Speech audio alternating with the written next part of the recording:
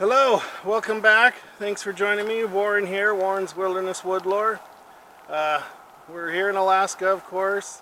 It's trying to snow. It's actually raining, snowing. I don't know if you can quite tell, but yeah, I'm wearing my Carhartts today because, yeah, it's raining. But what I wanted to talk about is a couple secrets, not so secret secrets, of staying warm in the winter. And I'm going to do a little series on staying warm in the winter, and it's not really dealing so much with clothing and gear, but more about what we call homeostasis, about the body trying to keep its temperature. So the body wants to keep it at 98.6 degrees, and so the body does certain things. And so there's some items you can have and use that will keep you warm in the winter that you might not think about. So one of those is here. This is a butter tin. I'll show you. So open it up, and it has butter in it. Yes, butter. So this has a little. This is a German butter dish. I got it online. So yeah, the butter's kind of solid because it's cold here. This was made in 1963. I don't know if you can see that, but anyway. It's aluminum with a rubber gasket. It's got a little socket type closure, but it's also got like a plastic liner dish in there. So the butter isn't sitting on the aluminum, it's actually in the plastic. But anyway, it's a great way to carry butter. It keeps it airtight, so your butter will last longer, won't go rancid. And to be honest, in Alaska, your butter's not going to go rancid here because it's cool enough, and especially in the wintertime. Most of the time your butter's going to be frozen, and you got to kind of chip it out with your knife. But that's okay, because you can still use it frozen. But anyway, so butter. How does butter keep us warm? So a lot of uses for butter. But what it does is, it's fat. It adds calories, and it adds fat to your diet. And so what you would do, what I do, is like when you have hot chocolate in the morning. You're camping, you get up, you have some hot chocolate or oatmeal even, you put some butter in it. Put a spoonful of butter, or break off a piece of butter. You put that in your oatmeal. You're adding some fat to your diet. That fat is going to help your body. Your body's going to metabolize that fat and burn that energy longer. And that's going to keep you warm from the inside out. So your body produces heat, and you want to keep your body producing heat, especially in the winter. And so one of the key elements of that is fat. And so butter is a nice fat that you can add to foods, and it tastes good. That's what makes it even better, because you throw butter in oatmeal, people might go, but it tastes good. And especially when you're out in the cold in the winter, your body is craving that fat. It wants that. And so it tastes really good at night before you go to bed in your sleeping bag. Take your hot chocolate, or you could do tea or whatever drink you're having, but usually hot chocolate. You put a piece of butter in that, melt it. It makes the hot chocolate kind of creamier. It gives you that extra fat energy, and that'll keep you warm through the night as you sleep. The other thing you can do is, if you're backpacking, say you're using Mountain House, right? You take your butter, you put some butter in with your Mountain House, stir it in there. It's going to make it taste better, trust me. Whatever you're eating, if you're eating whatever you want to eat. So you throw some butter in there, you're getting the fat. Now if you don't want to use butter, I have two tins. My other tin has, you probably can't see anything, yeah, it's white. It's called fat. So you can use lard. If you're against animal fats, you could use Crisco, right? That's a fat. It's a hydrogenated fat.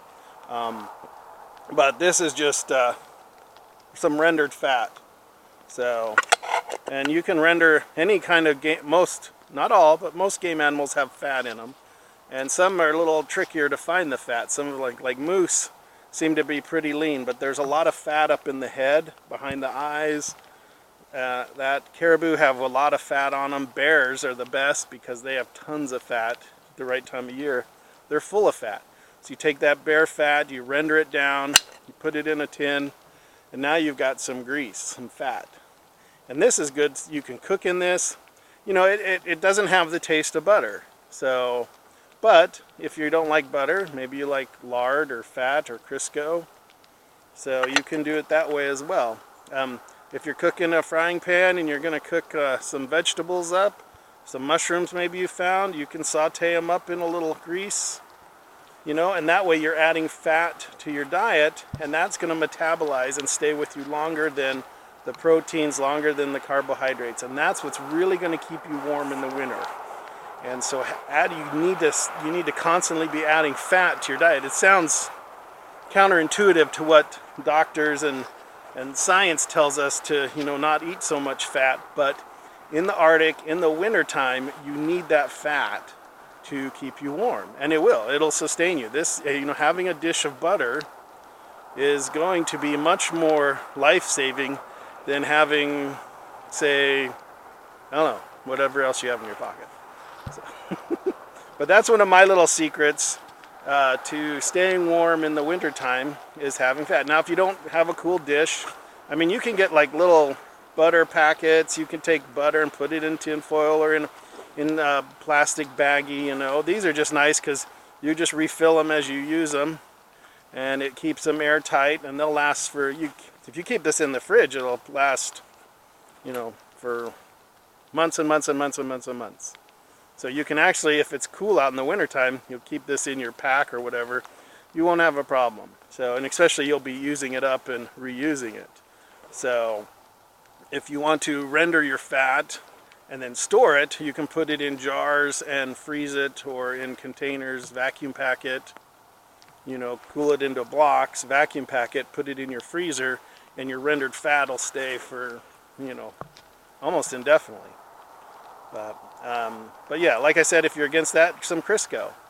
So the Eskimos, they use a lot of seal oil, and they dip all their meat and stuff as they eat, they dip it in the seal oil, and that gives them the added fat to stay alive in the Arctic conditions. And I can see my battery's about to run out, so I've got to end this video. I thought I had a full battery, and it may be the cold. But anyway, I hope this helps.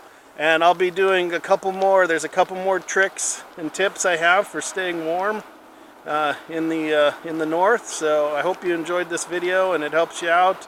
And go out in the woods in the winter and eat some butter and have some fun. So I'm going to talk until my battery dies. Maybe I can add a few more tidbits.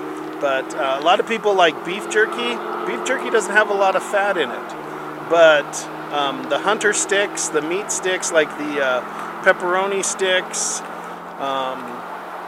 you get those have a higher fat content, so those are going to be better to eat than just, say, beef jerky. So that's like the old, you know, everybody's heard of pemmican, which was dried meat and suet, and suet is a fat that was a rendered fat that they poured in with the dried meat, and then they would add some berries or whatever, dried fruits, for a little energy there too. But it's the, you know, so you had your protein, your fat, and, you know, the carbohydrates from the berries.